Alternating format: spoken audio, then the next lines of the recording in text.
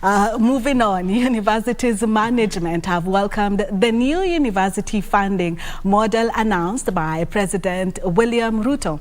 Players in the sector say universities will be able to enroll as many students as possible based on their ability to pay fees.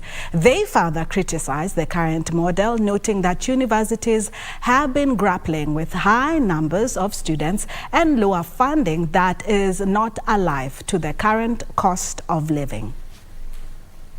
A day after President William Ruto revealed a shift in the university funding model, Education CS Ezekiel Machogu appeared before the National Assembly Public Investments and Education Committee to explain the formula that will be used to determine the beneficiaries.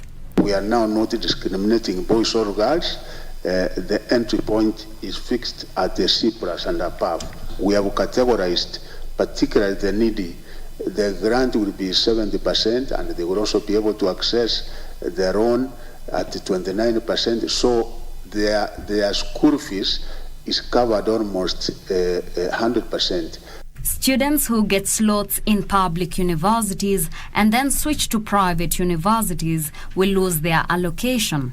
We want to establish an information management system which will be able to capture all the data. As students join first degree, we will be able to monitor until they complete their degree programs.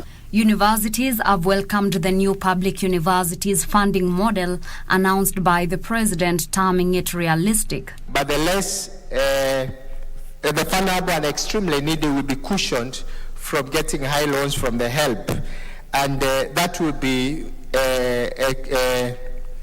implemented. The University of Nairobi Vice-Chancellor Professor Stephen Kiama said universities were suffering under the previous model with a weight-high students' admission and an allocation that was not alive to the rising cost of living. It assumed that all the students that were admitted to our universities in Kenya have the same capacity. This model now says that the funding will be based on the need of the student. The new public university funding employs the same model implemented in HELP loan of segregating students based on their background and need. Universities are about to experience a shift in financing due to the new model put in place. Players in the sector are welcoming the move. For KBC Channel 1, I am Teresa Mutai.